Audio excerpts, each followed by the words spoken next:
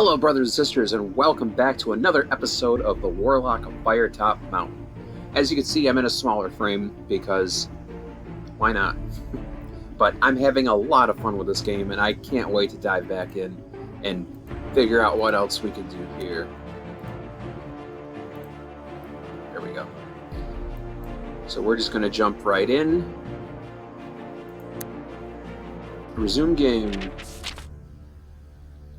Alright, now I'm going to fix this a little bit so that you can see my list up there. I have a feeling it's going to get a little bigger when I actually get into combat. That's okay though. If anything, the word stamina might be cut off a little bit. I'm sure you guys won't judge me too harshly. Alright, with the box in hand, I leave the room open. Okay, so I kind of figured it would start me off right on the, where's my mouse? It always disappears on me. There we go. The box in hand, you leave the room and open the box of the passage. Inside you find 4 gold pieces and a small mouse, which must have been the creature's pet. Yeah, I kind of did it without waking up the... Was it an orc or a goblin? I don't remember. We're down by 1 on our luck, and our stamina's good. I'm going to try to recreate exactly what I did up until the point I died. I'm just hoping I don't lose a lot of stamina doing it. Release the mouse, which scurries off down the passageway. Good, good. Stand outside the orcish sleeping quarters. I'm going to follow the passage. You arrive at another door. You listen at it, but you hear nothing. I'm trying to remember what was in here. The door opens to reveal a small room with a stone floor and dirty walls. There is a stale smell in the air. In the center of the room is a makeshift wooden table, on which is standing a lit candle. Under the table is a small box, and using your keen eye, you can see that it moves every so often. In the far corner of the room is a straw mattress. That's right, I want to thrust my weapon in because there's snake in there. Cautiously, you open the box and quickly thrust your weapon within. There's an angry hiss. What sound of that is? There's an angry hiss, which is quickly silenced. Looking more closely, you discover that you have skewered some angry snakes which were trapped inside. Looking more closely, you discover a key, which you quickly take. Gazager's key. The stale, dirty room does not seem to have any more secrets to hide. You decide to continue to head deeper into the orc's barracks. Alright.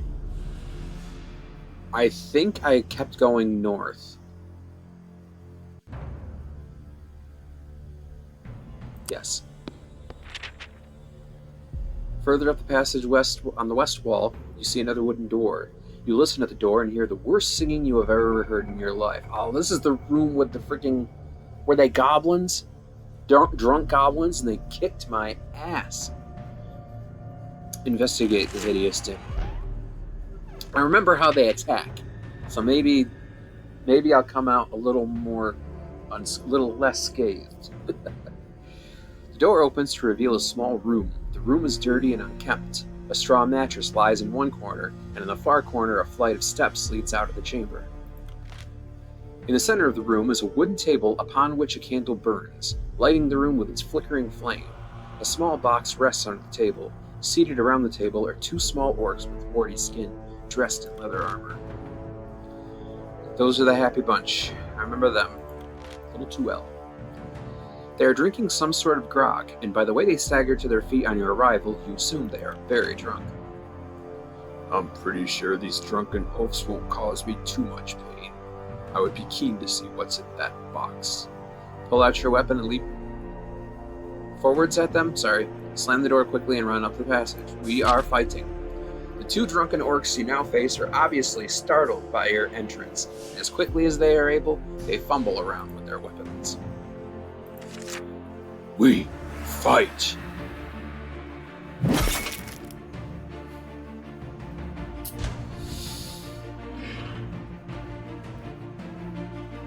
I'm going to attack.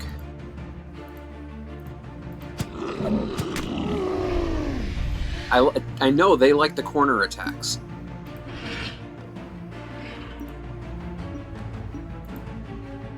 To attack. Oh my god. That was so easy. That was so easy. They whooped my ass last time. I lost no stamina and I gained 4 souls. You've defeated the drunken orcs. You wipe your bloodied weapon on the mattress. The green blood leaves a slimy stain on the straw. Stepping over the bodies towards the table, you flinch at the foul smell of the creatures. You pick up the box from under the table and examine it. It is a small wooden box with crude. I don't know with crude what. I think that's a little bit of a flaw in the game. The name Farrago DiMaggio is inscribed on its lid. Oh my god. It's inscribed on a brass nameplate on its lid. I can't talk today. Open the box. The box contains a small leather-bound book entitled The Making and Casting of Dragonfire. You open the pages and begin to read. Fortunately, it is written in your own language, and so was probably not understood by the orcs. Otherwise, this treasure would certainly not be as loosely guarded as it was. The book is written in tiny handwriting by Farrago DiMaggio. In it, he tells the story of his life's work, the creation of the Dragonfire spell with which to fight evil dragons. You read how, in his last years, Farrago finally perfected the spell.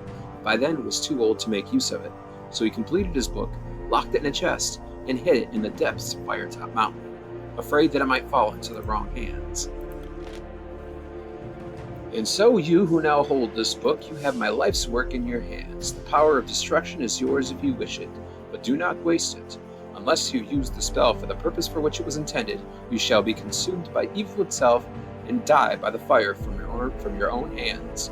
Remember, only when the dragon breathes its fire at you should you raise your arms and say, a killerif, a camerif, a rifferif, DiMaggio. You know, it took me this long to figure out. It's backwards. It reads, fire like, fire make, fire fire. And DiMaggio doesn't really say much of anything. Id. But fire like, fire make, fire fire. Fire, fire, fire make, fire like. So I'm trying to use that kind of idea to help me remember, because I have a feeling it's something I'm going to have to know later in the game. So I'm trying to commit it to memory a little bit. You say these words slowly and softly. Suddenly the pages seem to glow, and as this glow disappears, so do the words on the pages of the book. You repeat the spell to yourself to memorize it. You have 2 ways to leave this room. Leave by the flight of steps in the corner of the room, or leave through the door you entered by. Oh, I don't remember which way I went.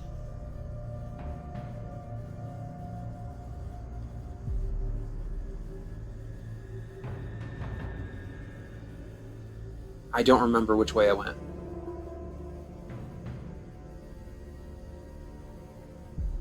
I think I left through the door I entered by. Let's just do that. I think that's what I did.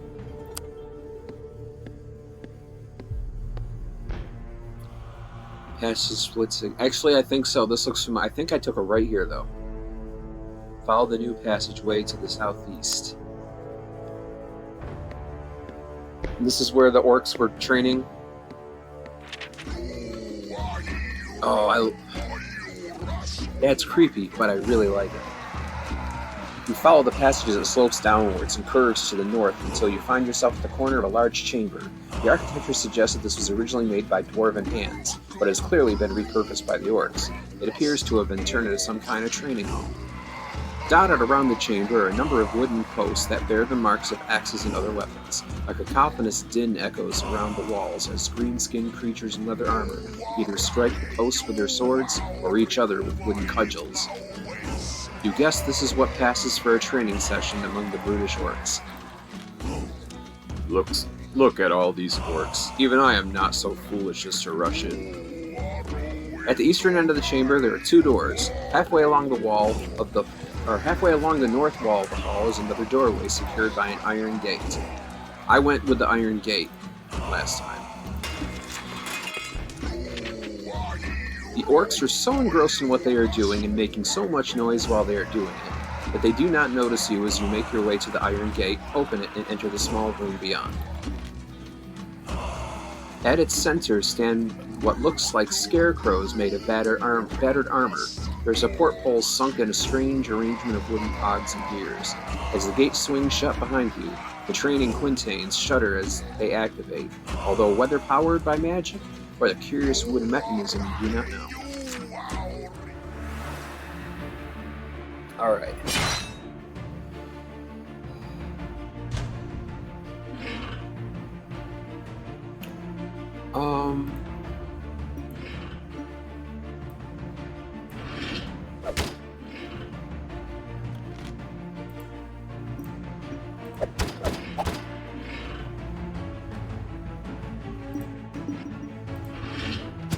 Oh, I thought he was coming this way. Alright, I'm going to attack that spot. Move here.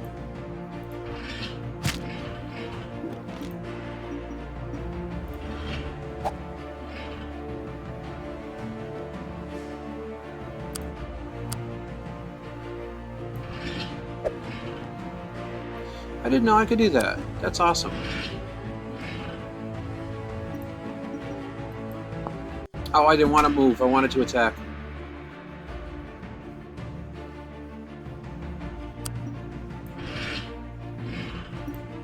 Attack.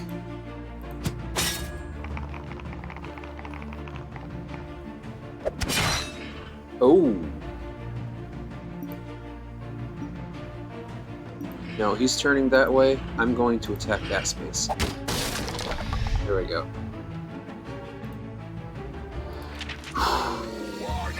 Lost 4 stamina. I gained 4 souls, though. The quintains eventually grind to a halt, your blows having irreparably ruined the wooden workings. Examining the leftover debris of the quintains, your keen eye spots something else glinting in the midst of the rubble. 2 gold pieces.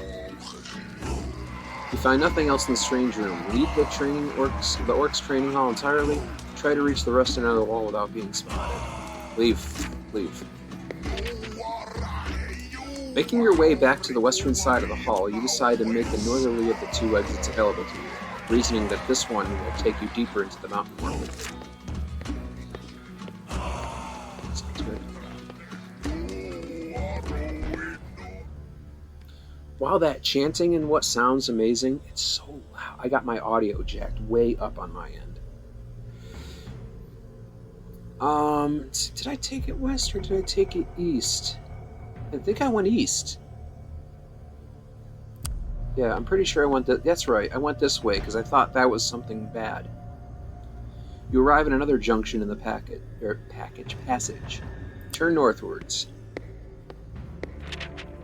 The passageway leads to a square dungeon chamber. There are 2 doors in the eastern wall and 2 in the western wall. On the opposite side of the room, another passageway leads away north. The first door to the right is well used, and putting your ear to the keyhole, you listen and hear a man screaming for help from the inside. Before deciding what to do next, you listen at the other doors as well. From behind the second door, to the right, you hear a thumping sound on wood. Hello? Hello? Not funny. Open door. I don't know why I gave him that voice. The first door to the left is made of solid metal. Listening at the door, you hear the sound of tortured screams coming from within. Putting your ear to the second door to the left, you hear nothing. Orc cells? But maybe they have a goblin jailer working for them. It would be worth checking these out. What will you do? Alright, I think the first door left is solid metal. Listening at the door, sound of tortured screams.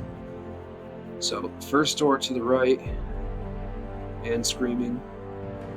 Second door to the right. First door to the left. Second door to the left, I hear nothing. I think I did the second door to the left first. The door is unlocked. Opening it, you find yourself on the threshold of the Orc's weapons store. That's right. A torch hangs from one wall, lighting up a small armory room stocked with swords, shields, helmets, daggers, breastplates, and the like. A circular iron shield with a golden crescent lies at the far end of the room. However, you do not use a shield. It is worthless to you. Search the room. You poke around the room. The weapons are blunted and worthless, but the helmets are battered and rusty. You decide to inspect the breastplates on the shelves to see if there is anything worthwhile there. Behind one of the breastplates is a shiny key. It seems quite important. You decide to take it. Sager's key. How many keys has he got in here anyway? Leave the room. Now I went to the one with the screaming man. You unbolt the door and swing it open. A nauseating stench hits your nostrils. Inside the room, the floor is covered with bones, rotting vegetation, and slime. A wild-haired old man clothed in rags rushes at you, screaming. His beard is long and gray, and he is waving an old wooden chair leg. Is he simply insane, or as he appears, or has this been some kind of trap? Draw your weapon and attack him. No, try to shout at him and calm him down. Do what I say. You shout, "You are freed, old man," at the top of your voice. Instantly, his rantings cease. He stops dead in his tracks and sinks to the floor, weeping loudly. As he gradually composes himself, he thanks you many times. Many years ago, he was an adventurer like you, in search of the Warlock's treasure. He was captured by the orcs and thrown into his solitary cell as a sort of pet for the creatures. Wait a second, I've heard of this fellow before. This is Aaron Gar, a famed adventurer. You ask him whether he knows of a goblin jailer. While he hasn't met him, he does say that some goblins are said to be encamped by the underground river. He has also learned that the keys to the boathouse are guarded by a man and his dog. You shake hands, and he leaves. +1 luck, I'm back up on luck. Leave the filthy cell. Alright. And then I went to the room with the tortured screams.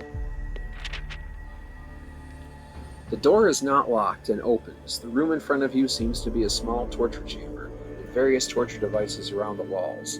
In the center of the room, 2 small hunchback goblins are having their fiendish way with a dwarf, who is tied to a hook in the ceiling by his wrists. The 2 hunchbacks are puking and cutting him viciously with their swords. The dwarf lets out a final scream and falls silent, eyes closed. His captors make disappointed noises and look around angrily at you as if it were your fault that the dwarf has collapsed. Rockgut doesn't appear to be one of these unfortunate creatures, sadly. I should press them, though, as they might know where he is. Draw your weapon and fight the creatures. Ask if they know the goblin jailer.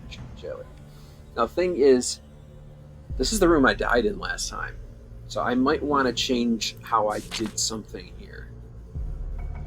One of the goblins sneers and spits on the floor as you mention the name Rockgut. Gark, that Rockgut fool! Took that dwarf boss to the river prison. Obviously, the goblin has no love for Rockgut, but it also views you suspiciously too. A river prison, eh?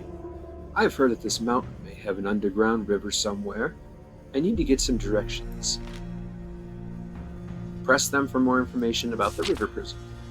Snuff, why you need know that, hmm? The goblin looks at you suspiciously.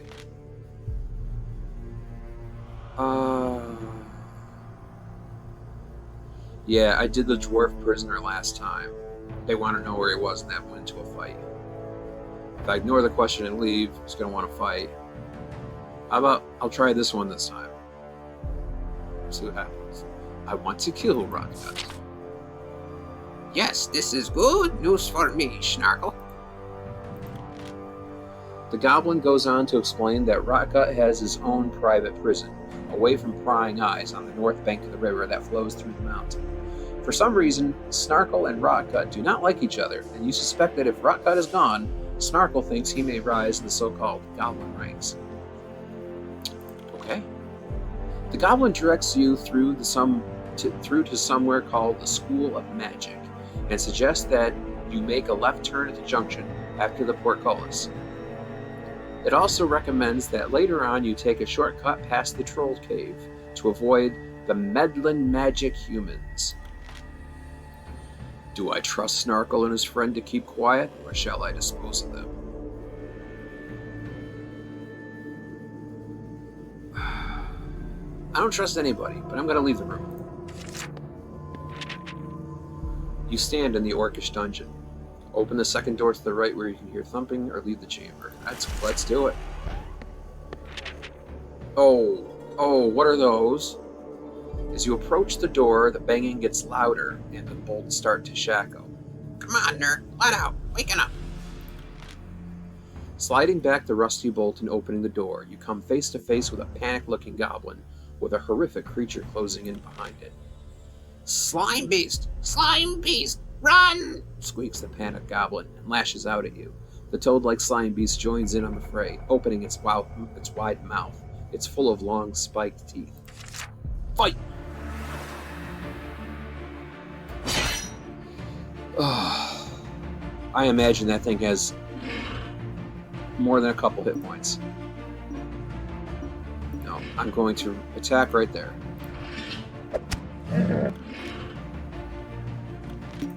Attack that spot. Attack.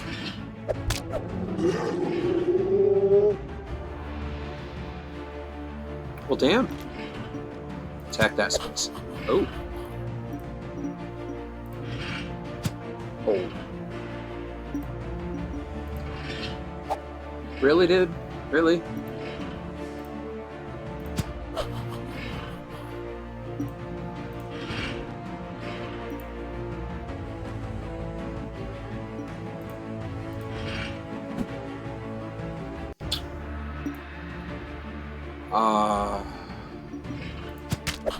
Ow! You attack that way, huh?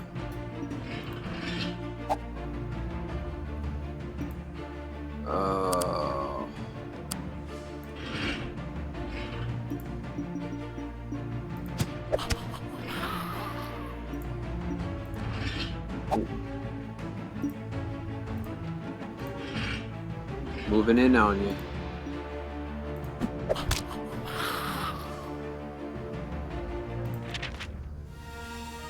Lost 2 stamina, I gained 4 souls. It's 13 out of 19, that's not bad at all.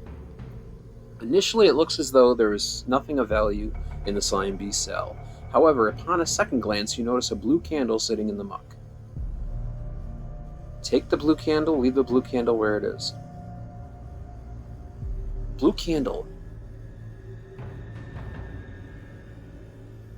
Blue candle.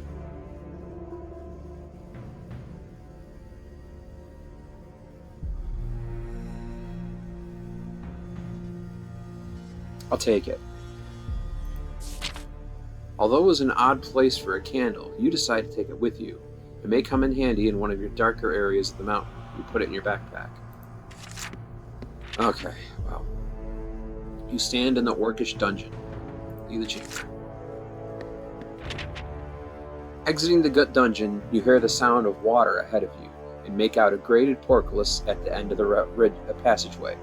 Before you can reach the portcullis, you will have to cross a bridge that passes over a gully of gurgling, brackish water. You suspect it may actually be a sewer, judging by the smell rising from it. My way towards the bridge. As you make your way towards the bridge, you pass some goblins, which appear uglier than all the creatures you've encountered so far.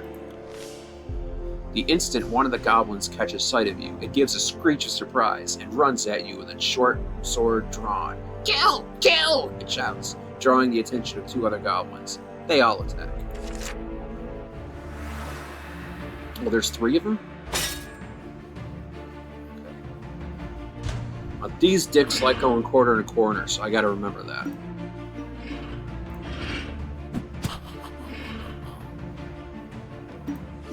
Attack again. Same spot.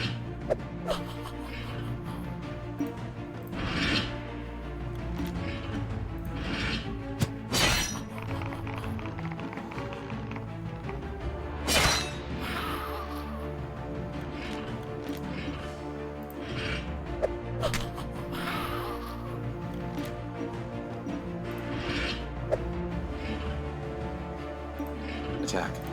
We might clash again. Oh. Attack again. Attack you. Please, please, please. Nice. I'm gonna attack this spot. Maybe not. This spot.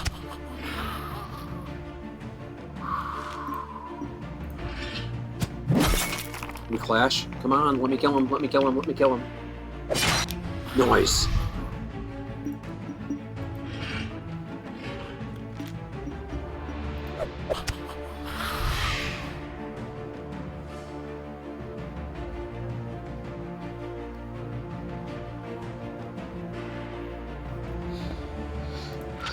It's my victory dance.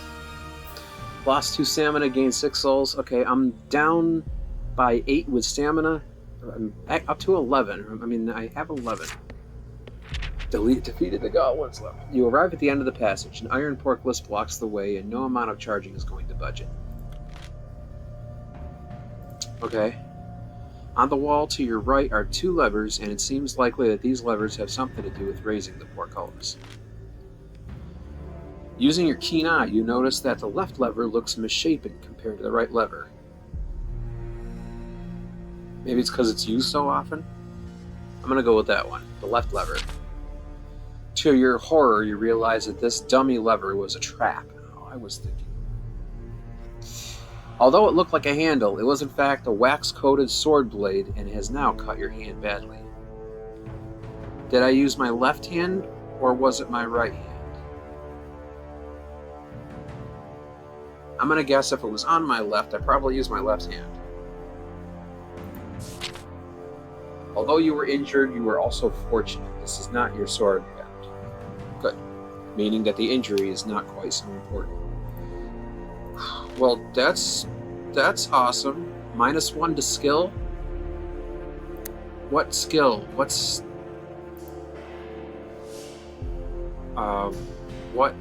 does skill mean?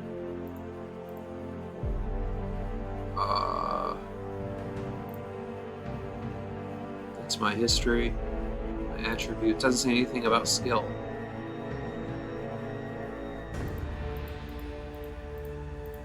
Okay. I don't know. Alright. Gingerly, you pull the right lever. You hear a deep rumbling noise, and the ground begins to shudder. Slowly and noisily, the portcullis rises to the ceiling. With hesitation, you walk towards the junction, listening carefully. However, you hear nothing down either corridor. That goblin said to head left after the portcullis, towards that magic school. I think I'm going to trust him. I would too. Head left, following the directions. The passage begins to widen, and you soon arrive at another junction. What to do? My gut feeling is to follow the passage west. Follow your gut, man. Continue westwards. What was that in there, though? Maybe it was just a statue. Just a statue. This game, you cautiously continue down the rocky corridor and stop in front of an open portcullised entrance built into the stone. Is it this thing? Or no, this thing. Oh, this thing. The sound of clinking chains and monstrous growls can be heard. The corridor continues on to the west. Hey, man. It's got writing all over him. Suddenly, a terrified young acolyte runs into you. His white rune-embroidered robes are torn and smudged with dirt. He looks at you with panic in his wide eyes. I yield! Education is not worth this much danger, no matter how great the reward! Taking a moment to catch his breath, the student begins to relax. My name is Ian the White, he says. I'm a humble student seeking entry into the School of Sorcery. You learn that he gained entry, but was deemed unworthy by the elemental masters. Ask about Sager, ask about the school, ask if the river is close to the school. Ask if the river is close to the school. You ask the young acolyte if he knows the whereabouts of the river, and if he has heard of a goblin called Rockgut. The river is north, beyond the school to the west, but I don't know the goblin you seek, I'm afraid. I did see a poor half-dead dwarf being dragged through the school by a group of goblins some days ago, if that helps. Yes, I bet that is Rockgut. I should press on immediately westwards. You reach a junction where the path turns north.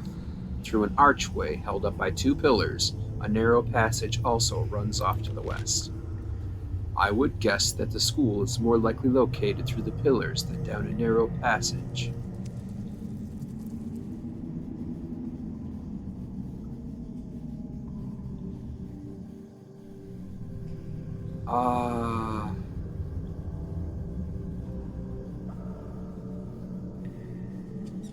Can I see the, Oh, I didn't click anything! Oh, okay.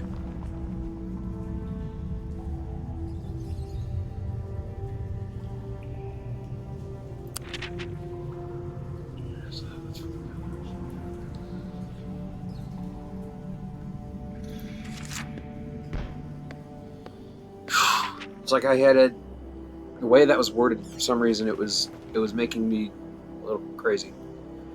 You walk down the passageway and gasp at the sight you discover.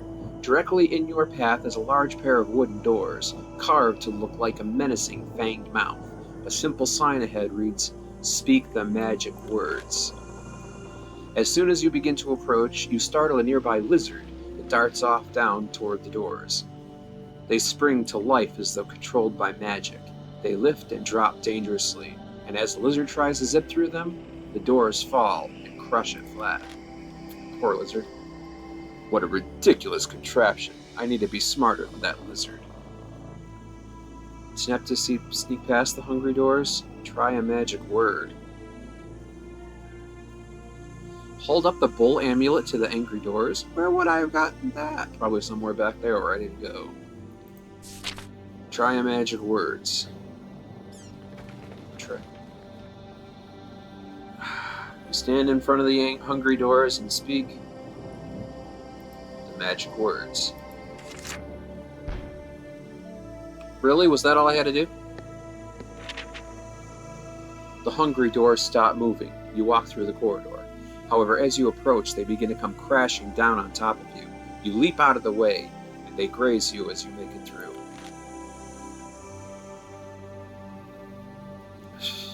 -4 stamina.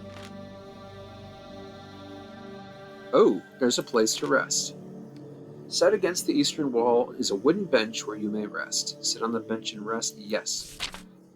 You sit down on the bench and rest for a moment. Your aching muscles ease and your tiredness wanes. It is good to take a break on your adventure. I get back 5 stamina. Sweet. Now, this is where I'm going to stop here because I figure a bench is a good place to stay. I went from one bench to another.